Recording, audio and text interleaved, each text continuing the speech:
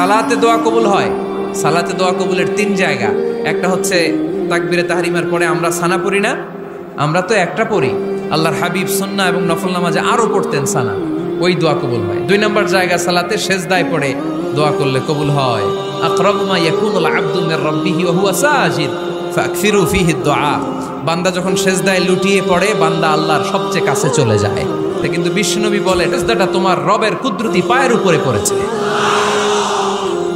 সেজদায় পড়ে দোয়া করেন। সালাম ফিরানোর আগে বিশ্বনবী দোয়া করতেন, লা ইউসাল্লিমান্না আহাদুকুম হাত্তা ইয়াতাআওয়াযা মিন আরবা'a। আল্লাহর হাবিব বললেন 4 জিনিস থেকে পানাহ না আছে আমার কোন উম্মত যেন সালাম না ফিরায়। তারা যেন পড়ে আল্লাহুম্মা ইন্নী আউযু বিকা মিন আযাবিল কবর, আউযু বিকা মিন আযাবি জাহান্নাম, আউযু বিকা মিন ফিতনাতিল মাহইয়া ওয়াল মামাত, আউযু বিকা মিন ফিতনাতিল মাসিহিদ দাজ্জাল। আল্লাহ কবরের আযাব থেকে বাঁচাও, আল্লাহ জাহান্নামের আগুন থেকে বাঁচাও, আল্লাহ জীবন মরণ